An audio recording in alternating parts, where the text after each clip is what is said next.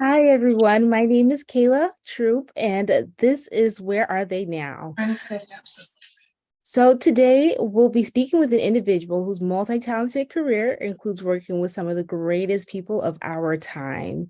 He's worked alongside Martha Reeves, the DeBarges, Jeffrey Osborne, Johnny Gill, Enchantment, Tina Turner, New Edition, among many other amazing musicians. He was most recently inducted into the 12th Annual R&B Hall of Fame.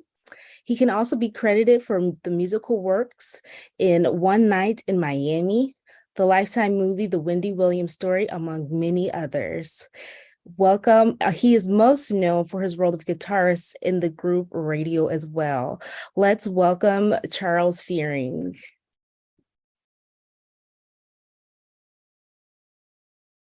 Hello. Oh, I think you're on mute. Okay, sorry. Hi, how are you, Kayla? Wait, I don't know why it keeps muting. It keeps muting for some reason. Okay, it's not on mute now. Can you hear me? Yes, I can hear you. Okay, wonderful. Awesome. Okay. So in answer to your question, I'm doing good. It was a colder day, so I'm enjoying the fall weather over here. How about you? Okay. It's a beautiful day in Long Beach. Mhm. So they say it's going to be a little colder the next 3 days. That means the 70s, so I don't want to even go there. You know what I'm saying? Yeah. Opposed to the 80s or the 90s, it's going to be in the 70s. So, that's the kind of day that I'll be having tomorrow through the weekend. So, Well, that's yeah, nice. We can use some of that weather out here because it's getting pretty right. low. Okay. Well, I'll try to send some your way. I'll see what I can do. Thank you. I do You know. appreciate that. Yes. All righty. So let's just dive right on in. I want to start off with, giving it a chance, giving you a chance to kind of like, introduce yourself, kind of like where you're from, just a brief, Wikipedia 3-liner. Okay. Okay. Charles Julian Fearing. I was born in Washington, D.C. And we moved to California because my mother was a mezzo soprano, and she started singing with the LA Philharmonic. So, so I was around these classical musicians and started playing trumpet. I played trumpet for 9 years and was going to be following my mother's footsteps and, play trumpet in the orchestra. And that didn't happen. You know what I'm saying? And, I grew up in church. I grew up in church playing and singing. And, I used to always sing at Easter. Right before the Sunday before Easter, they would have a concert. And one of the first things I sang, well, I will never shoot the artillery because I'm in the Lord's army. And everybody started throwing silver dollars. And that's all about my Easter outfit every year for about 6 years. And I was like, so you can get money for doing this? Like I knew my mother was getting money, but I'm like, shoot, I got my little hustle on at 6, 7 years old. So it was good. It was good. It was good. It was good. So, that background, that church swing is a big part of how I play, how I sing, how I write, even if it's a classical piece, I'm always thinking about that groove because that groove is undeniable. It's undeniable. So that's the short of where I'm from and how I grew up. Awesome. I love to hear it. Yeah. So, kind of like, piggybacking off of that. Can you tell me like what is one highlight in your childhood, the musical part, where it's just like, you knew light bulb moment, hey, this is Okay. So I'm at Fairfax High. I just started the 10th grade. I'm fully playing guitar now. I stopped playing trumpet. I come in from school. My mother says, some guy from Motown called up here, wants you to call him back. He wants you to do something. He's a session or something. So here's the number. Here's his name. So I call him back and he says, hey, man, you play guitar, right? And you can read music. I'm like, yeah. He says, and you can play like Jimi Hendrix, huh? I said, oh, man, come on, man. I love Jimi Hendrix. He says, look, man, and we'll give you $250. We're doing a demo on Marvin Gaye. Can you please come down to this studio? It was called Quad Tech Studio on 6th Street, just west of Western, right?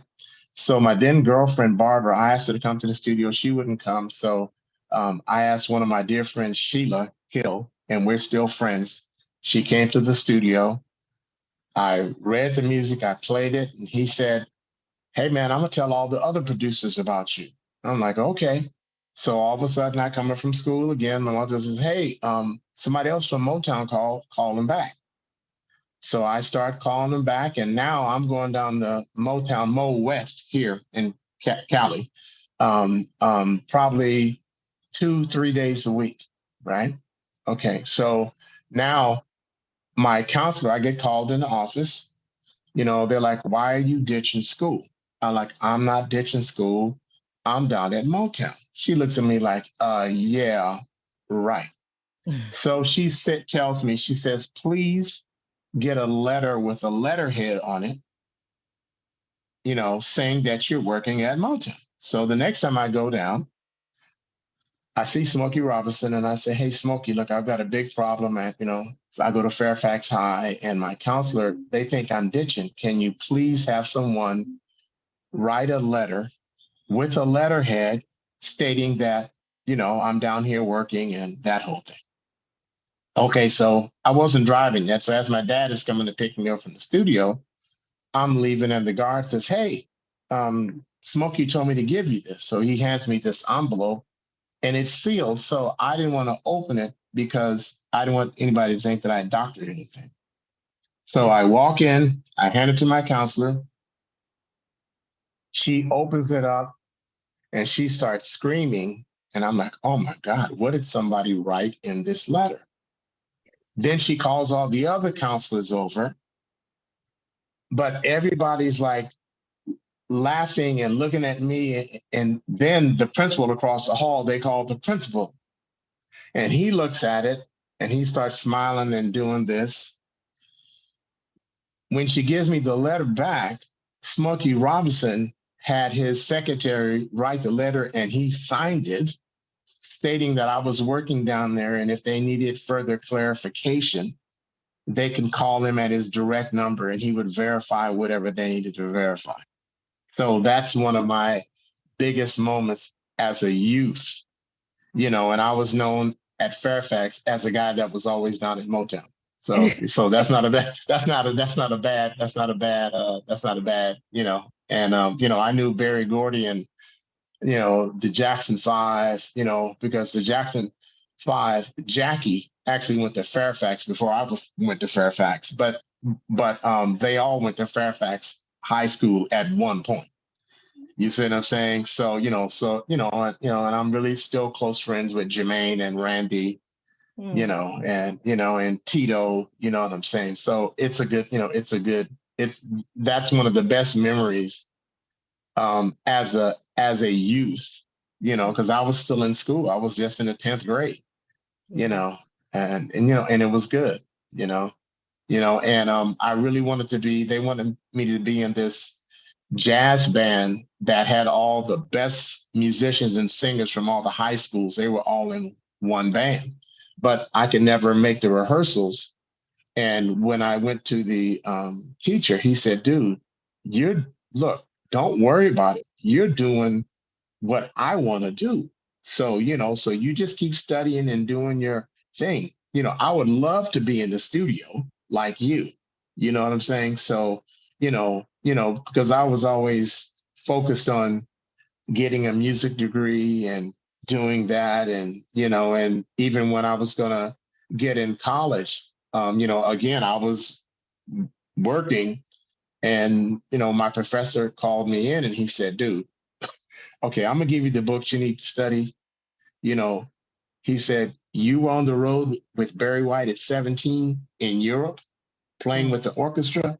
He said, dude, and you're doing recording sessions now with Barry White? He says, so I've been very fortunate, to have giants mentor me, and any questions that I needed, they would answer them without hesitation or reservation because they knew I really wanted it. You know what I'm saying? And so I feel very fortunate and blessed to have these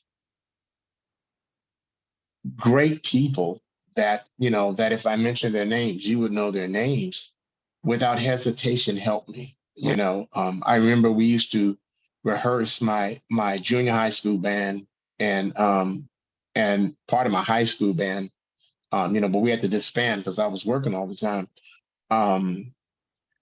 We would be in there playing and singing, and then my mother would come through the door and say, okay, who's ever singing the third? They're flat. And then she'd close the door, and I would always feel bad. She'd come in, okay, that harmony's not right. And so I was like, think.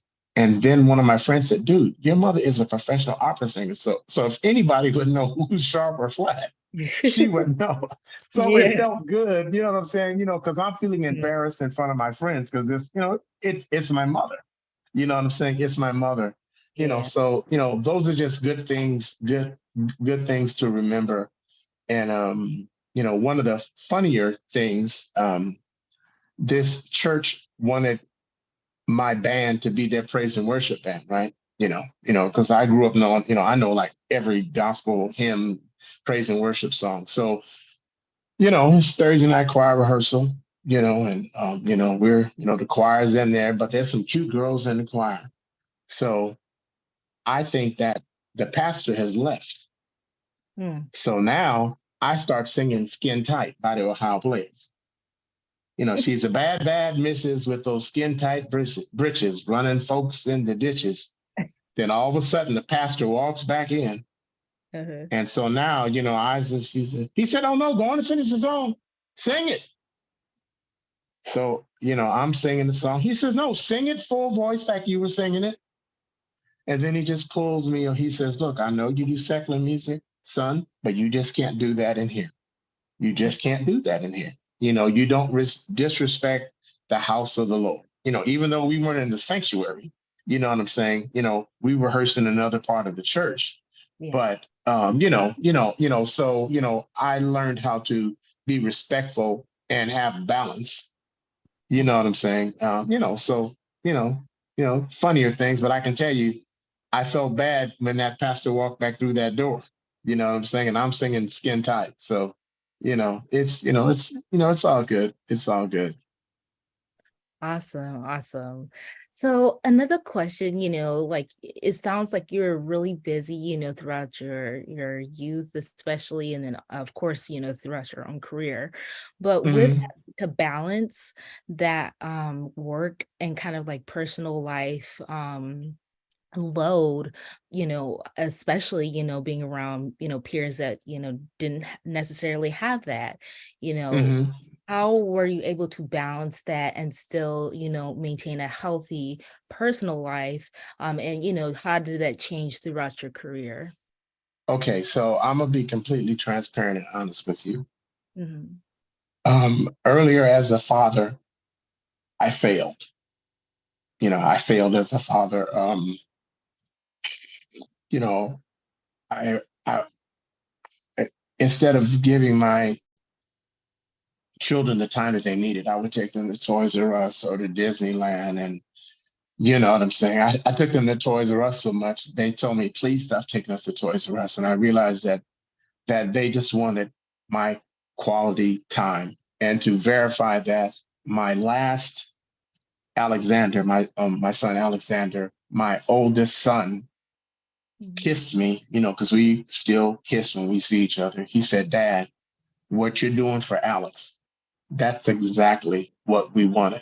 See, out of all the things we can get back, time is not one of them. So I've learned a very, very valuable lesson of being in the now with my family. And we have a saying in our household, family first, family always. So the family comes first because I'm not willing to drop the ball ever again.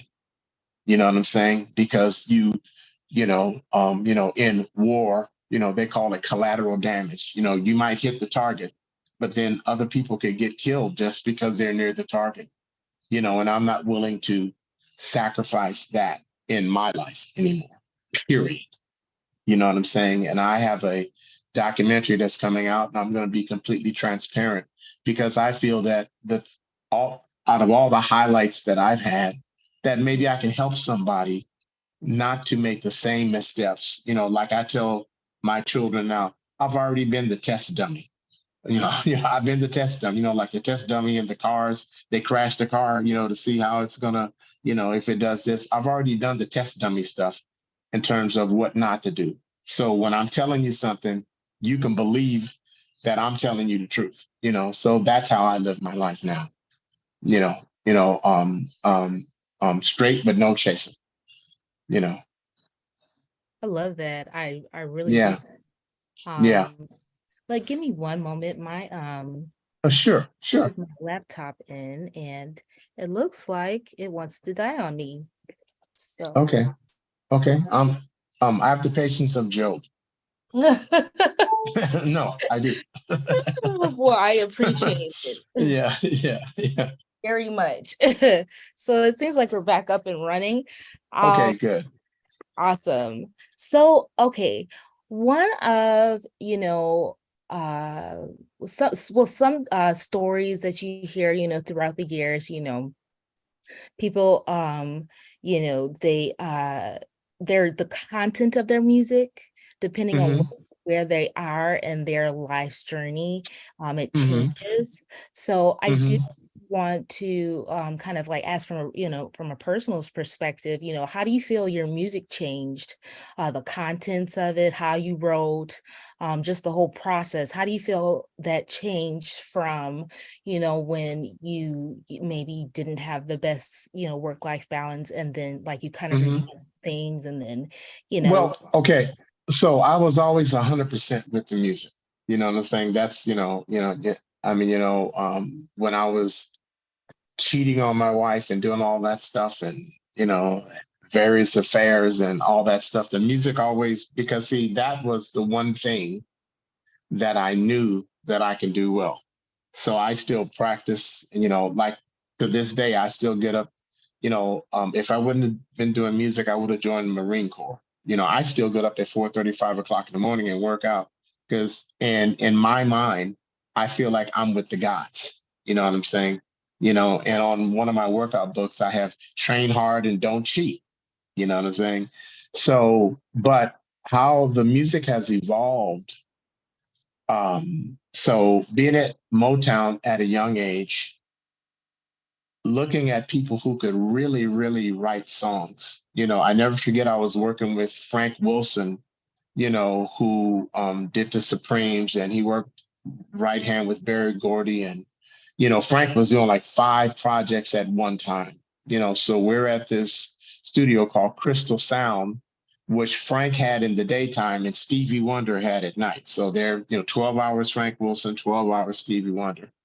So Frank says to me, this famous Motown writer came in and he's going to show us the song. And he pulls out this classical guitar. And I'm like, oh man, he's got a classical guitar, and I've got all these electric guitars with pedals. This dude started playing this song and started singing. And I was praying to God, I hope Frank doesn't want me to play what he's playing. You see what I'm saying? Because this guy closed his eyes and started singing. And the song was beautiful, but I'm listening to what he's playing on the guitar. And I'm thinking to myself, okay, if I have to play that today, it ain't gonna happen.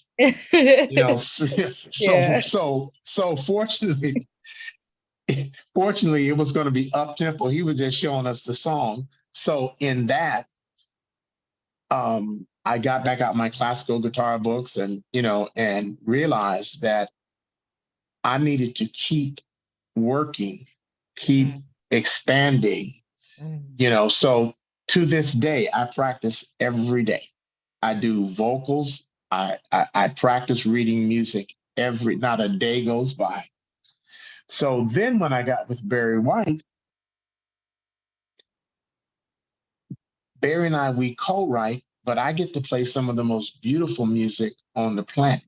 Now I get to study the master charts. So the master chart has everybody's part, all the strings and the oboes and the French horns, the guitars, the bass, the drums. So now I get to see bar by bar how one of the most famous arrangers, God rest his soul, Gene Page, wrote this music. So Barry allows me to take this music and study it. This is like hundreds of thousands of dollars of charts. So I'm studying this music, so then I'm going through Barry White, and, I used to see Ray Parker when I was 13, 14 years old at the studio called ABC. And Ray would drive up in this convertible Mercedes Benz, and he would take up 2 parking spots, and on the chart, instead of writing a part for him at the top of the chart for the guitar, it would say Ray's Rhythm, so Ray could just play what he wanted to play, within the song. And I'm like, man, wow, And when I got to know Ray, it was funny. I was like, Ray, why did you take up 2 parking spots? He said, well, I wanted people to always know who I was. So if they would say, oh, who's driving the red Mercedes 450 SL? Can they please move their car? Oh, I'm like, oh, okay. And then, and then after radio, I got into the Crusaders, right? So Inductee Chancellor, God rest his soul, knew what I needed as a musician, as an artist. So I already knew Wilton Felder, who played sax on Crusaders, because he played bass on all the Barry White records, and and played on all the Jackson 5, right? So when I get to the studio, Inductee just says, hey, just come play guitar, play this chart. So as I'm playing the chart, I feel people coming in, behind me. And Joe Sample, who stutters like me, he says, man, you can play, man. You can play. So now I'm in the Crusaders, and Duke's like, okay, so he can play classical, he can play flamenco, he can play jazz, he can solo, he can do this, he can play rock, he can sing, and just, all this. So then we're on a record date, and Joe Sample asked me to take a solo. So now, I've done, I played the solo on All This Love with DeBarge, and I'd done solos for Denise Williams and a lot of big rock records. And Joe Sample looks at me, he says, brother, you don't sound free. He says, solo is freedom. So Kayla, for the next 2.5 years, every Friday, for an uninterrupted 3 hours, ooh, I sat down with Joe Sample. So I used to always cheat and try to look at the piano. He said, no, turn your back. He said, with all that music you have in you, he said, all you got to do, he said, it's like that puzzle that has a numbers, and it goes from 1 to this, and you don't know why you're putting the 2 over there, but as you get closer, you realize it's a line, but when you first started, you didn't know what it was, because you're just looking at a bunch of numbers, and you got to go from 1 to 2 to 3. And one day, Kayla, I just start soloing, and he says, brother, now you're free. So, okay. And he paid me one of the highest compliments. They did an article on him in a Keyboard magazine, right? Now, when you think about the Crusaders and the Jazz Crusaders, they've had some of the finest musicians on the planet play with them. He stated that I was the best young musician he had ever met. This is Joe Sample. You see what I'm saying? So I've been very, very fortunate, very, very fortunate. From a Dionne Warwick session, I'm the only musician who has co-written with Barry Manilow. Wow. From a Dionne Warwick session. And I just let the guy know who recommended me for the session, this white guy, because they wanted to go younger. And he says, hey, man, look, Barry Manilow's producing D.R. Warwick. And he had played on all of Barry Manilow's songs. He said, man, I recommended you for the session. He said, Artie Butler, who was the arranger, he was Billie Holiday's arranger, right? So this guy knew what he was doing. He said, the first thing Artie's going to do, like I told him you can really read, but he's going to throw a chart in front of your face. And so Artie throws the chart in front of my face, and I'm young, and I'm like, man, that sounds old-timey. This is what I would do if I was doing this. So all of a sudden, then Barry Manilow keeps telling Dion, he looks so familiar. So Dion said, should I tell him? Because remember, Dion at that time was on Arista Records. Obviously, Barry Manilow was on Arista Records. Raydio was on Arista. So I said, no, Dion, I'll tell him at lunchtime. I tell him at lunch. So at lunch, we're sitting there talking, and I said, well, I used to be in Ray's band, Raydio. And I said, actually, I met you the first time I met Clive Davis. And I said, the door was open and you were banging on Clive's desk telling him that you had only sold 4 million albums and you had to do a minimum of 7 or 8. And I said, I was thinking to myself, he's quadruple platinum and he wants to sell twice, but he said, well, expectations, so that raised my level of, okay, if we had a 4 million seller, we would be over the moon. He was like, look, that's not enough. Oh, okay. So, we exchanged numbers, and he calls me one day, hey, Charles. And I'm like, who is this? It's Barry. And I'm like, okay, so this is not Barry Gordy. He said, Manilow. He said, if you don't have a session today, I was wondering, can you come up to my house and would you like to write together? And I'm thinking to myself, shoot, if I did have a session, I would cancel it. So I go up to his house. We start writing songs. Barry Manilow is the one that taught me the music publishing game, the writing game, the splits.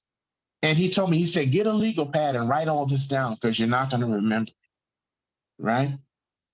So as I'm at his estate, because this is more than a house. It's in an area called Bel Air, one of the most exclusive areas. And his place looked down from his backyard. When you look down, it was a Bel Air hotel, right? Okay. So I'm looking at all these awards and, not just gold records, because, he wrote the theme for American Bandstand. He wrote the theme for McDonald's. He wrote the theme for You Can Take Salem Out of the Country. But, just all this stuff. So I said, hey, man, I don't want to know how much money you have, but you got like a 9-10 figure bank account, huh? He says, yeah, and I'm going to show you how to get it. I'm like, wow. So then he says, okay, so you do jingles too. I said, yeah. He said, okay, so after you write the jingle, he said, you got to sing on the jingle. Because he said, that's another payment. I'm like, wow. So now I'm getting a baptism in the real music. And here's the thing, I knew he was gay. And I was thinking, how am I going to, because when he goes there, he's probably going to kick me out of his house, but he never hit on me, right? No. Hold on. Then he told me, he said, you remind me so much of myself when I was Bette Midler's music director. So then we find a common bond, because my favorite group is the Spinners, right? I mean, everybody who knows me, all my kids know every Spinner song on the planet, because I've repeatedly played them and sang them. This was like a daily thing, right? So, and at that time, my father was, having heart trouble and had to have a triple bypass and all this stuff.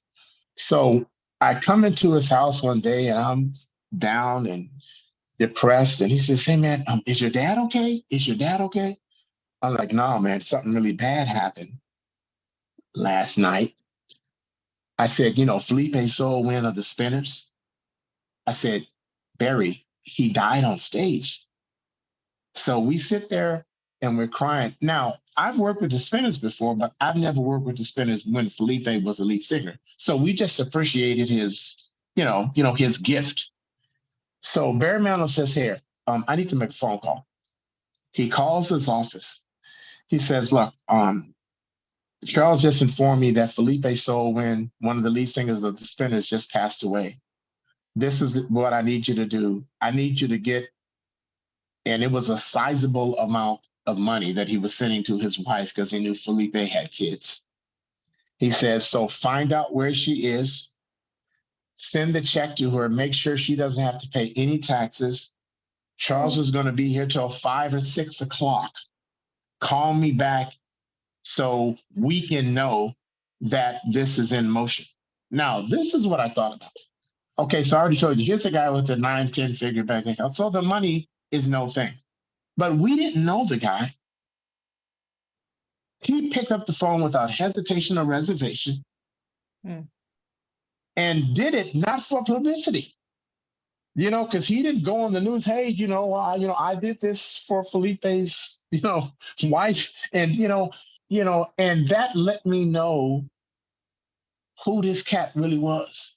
You know what I'm saying? And then he took out his accordion and started playing. He says, man, my grandfather was my manager. And he says, I played every bar mitzvah from Brooklyn to this, that, and the other. He's like, I was working every week. I was so tired, but I was making money. And my grandfather was so proud of me. And it just reminded me of, playing in church and going down to Motown. You have these people that see things in you that you might not even see, but they want to help you grow it and help you get it. And I've been very fortunate in that regard, to have those shining stars shine on me and share their gifts and make sure that I get it. I mean, you know what I'm saying? So I've been just blessed and fortunate, and and now I give back, and our younger son, he's an amazing. It seems like I'm muted again. Can you hear me? Mm. Okay, yeah. He's a amazing, he's an amazing musician, and now, he gets to go places with me, and like when we did One Night Miami, he was there, and I was explaining to him, this studio, Capitol Records, Nat King Cole's money built this whole building, not just a studio. That a Black man, the money from Nat Cole built this studio, and he got to meet Regina King, and this was before her son unfortunately committed suicide. And she looks at Alex and says, you remind me so much of my son when he was your age. And it was a beautiful experience for him. And he's he goes to a lot of sessions with me, like when we were doing American Soul, the thing about Soul Train, the basis on that is Daryl Jones. They call him Daryl Munch Jones, but he's also the basis for the Rolling Stones. Wow. And has been since 1993. Okay, so this is a Black guy from the South Side of Chicago. Mm-hmm. That has been with the Rolling Stones almost 25 years. Wow. And is a multimillionaire. He's playing with the biggest rock band on the planet.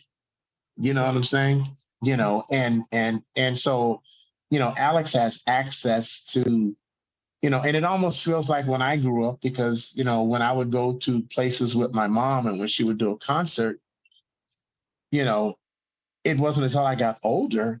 Wow, Zubin Mehta, the conductor, of the LA Phil would come to our house and rehearse with my mother. And his first instrument was violin, but when they got together, he would play the piano.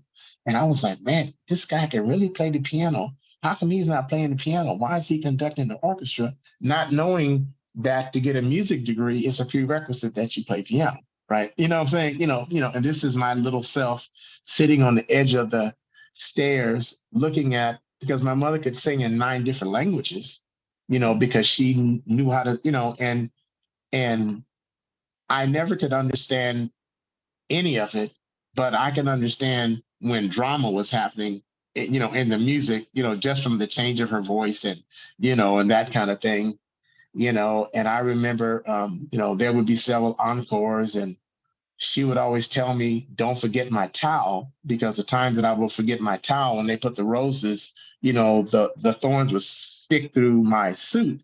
And I would, so before we went to the Hollywood Bowl or the Dorothy Chandler Pavilion or the Shrine Auditorium, she says, they call me by my middle name. She said, Julian, don't forget your towel. Don't forget your towel, because you don't want those rose thorns, sticking to, so those moments. And it felt so good, when I got on sessions, especially motion picture and film sessions, being with the string players, I was always little Julian, and they would say, well, that's Lucy Fearing's boy. That's Julian now over there in the guitar section. And, and all these people that I had seen since I was 6, 7 years old, they were so proud, that I was part of the crew, you know what I'm saying?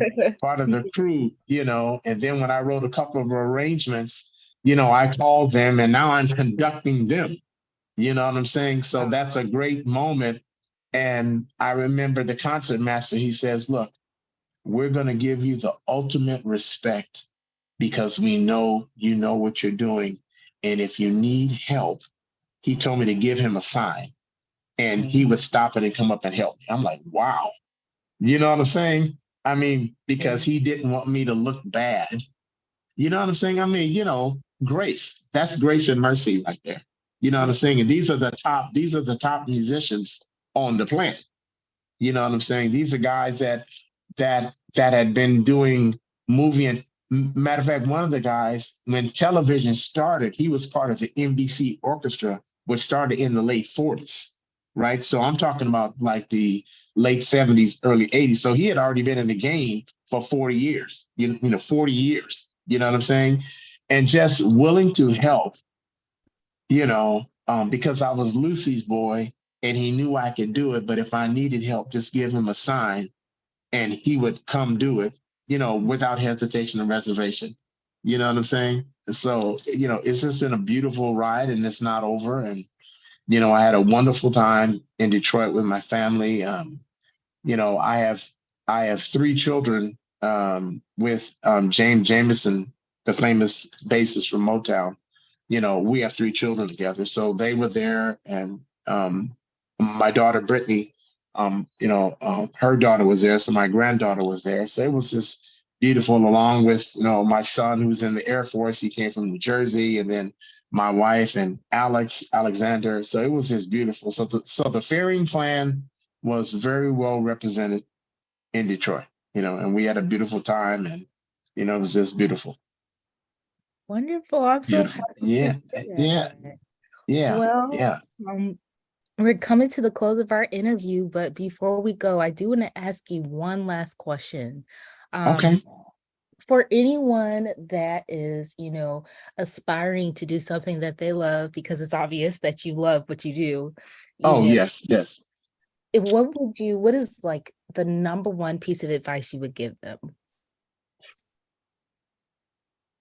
First of all, you have to believe in yourself. You have to establish a consistent work ethic.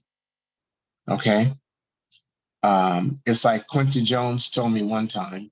I'm sitting there on a session, and I have my guitar in my hand, and he's on the phone hooking up some date to go to Spago's with some young lady. So I turn around and look at him like, come on, man. He's like, what you waiting for? I said, I'm waiting to be produced by the great Quincy Jones. He says, no, hold on, man. I done heard from Barry Gordy. He starts naming off all these top people. Dude, all you got to do is hear the music one time, and you'll play it, and then you'll write the music out. So just do your thing. Wow. Okay.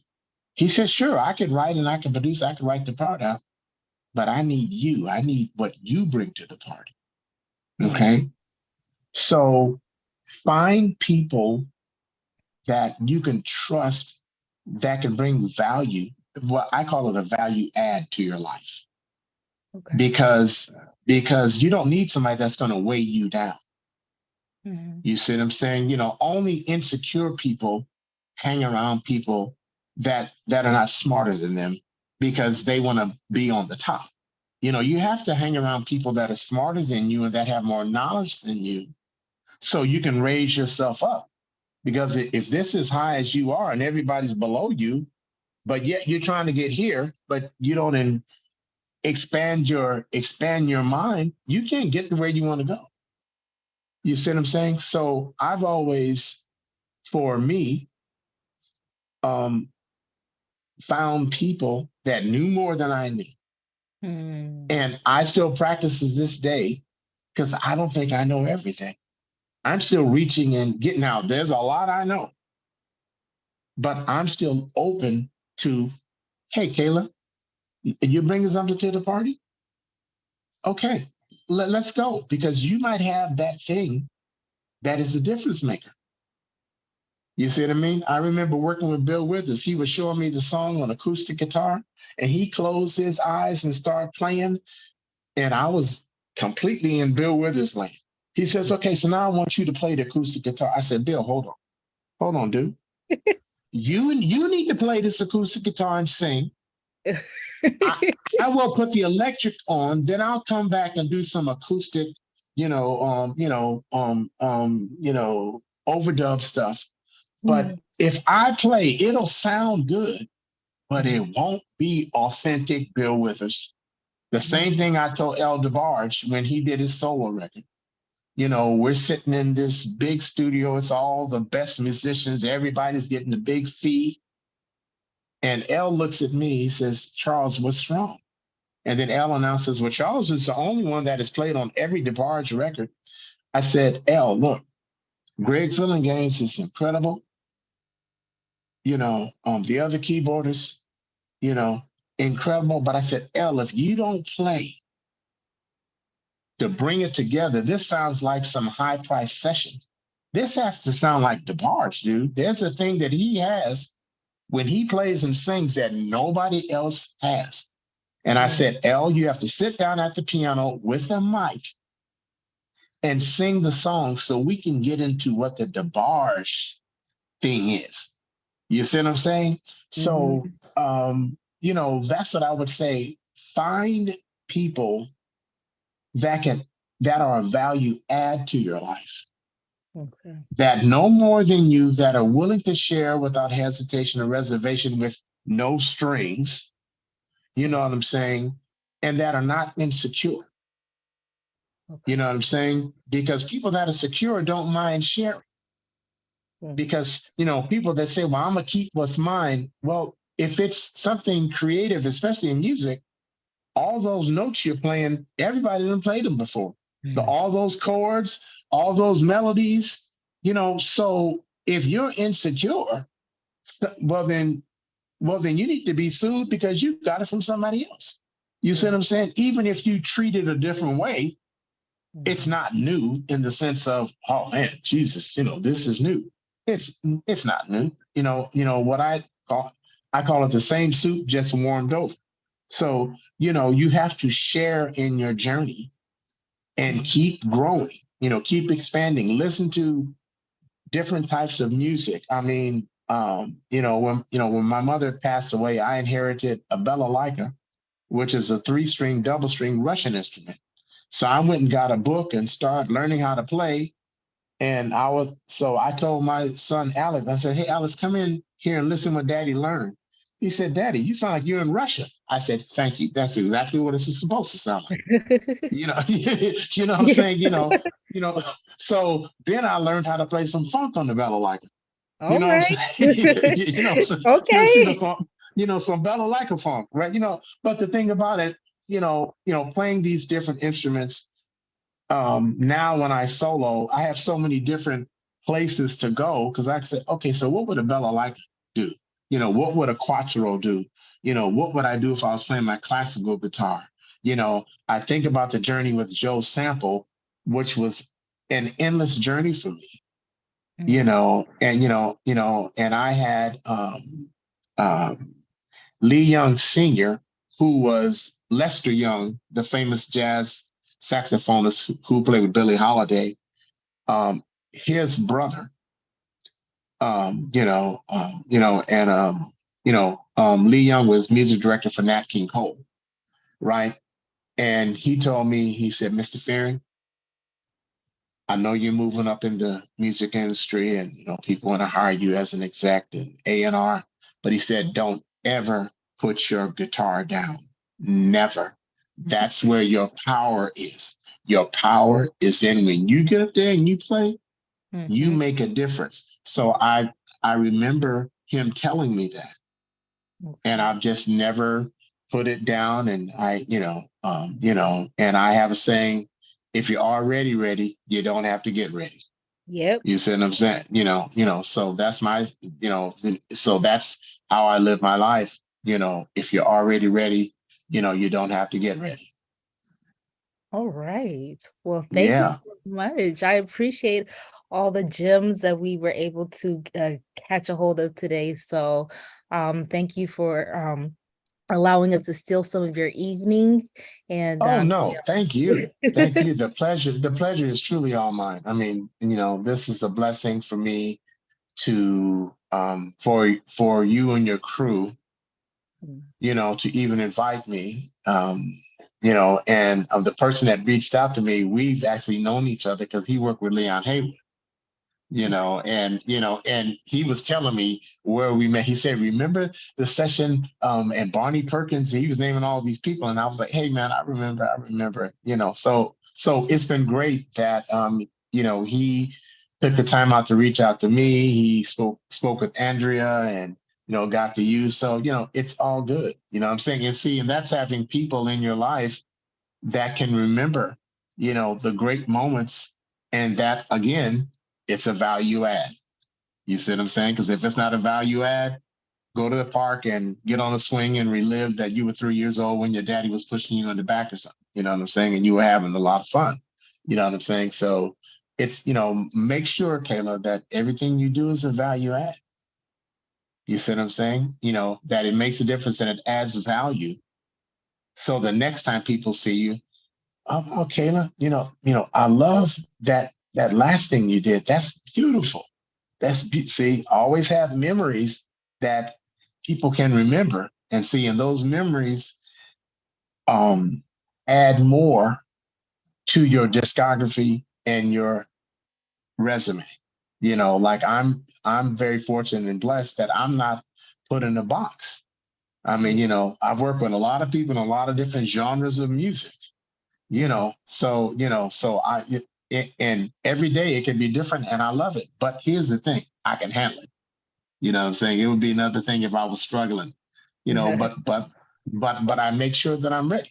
You see, so whatever it is, I'm ready. So I've been very fortunate in that regard. Oh, I love what I hear. I mean, I'm gonna take all that in, soak it up like a sponge, and definitely make sure I use it. And Okay. So when you get your own TV show or whatever you're doing and you're making $25 million a year, okay, with the bonus and all that kind of stuff, and you find first class or you got your own private jet, you remember me. I want to borrow a penny 98.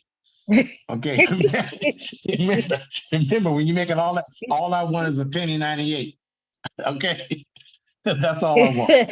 Hey, I'll get you a jet. I'm like, I remember that first Thank you. Oh, thank you. Yeah, yes. All righty. Well, great. I hope you have a wonderful evening. And yes. And thank Andrea. And like I told her, I'll never forget her name because that's my wife's first name. So there's no way I can forget that name. Even if I, came up with Alzheimer's or something, I can't forget that name. So, and the crew there and everything. And, I'm blessed and highly favored, and I just really appreciate this. Thank you so much. We appreciate you. Excellent perspective, and just like, just music as a whole. I love your view on it and how to really just persevere through all those tough times. Like that, it'll get a lot of to throw a lot of people for a loop. So thank you. Yeah. Okay. Okay. Thank you. Okay. And you take care. Okay. You too. You have a good. Okay. Okay. You too. Okay. Bye bye. Good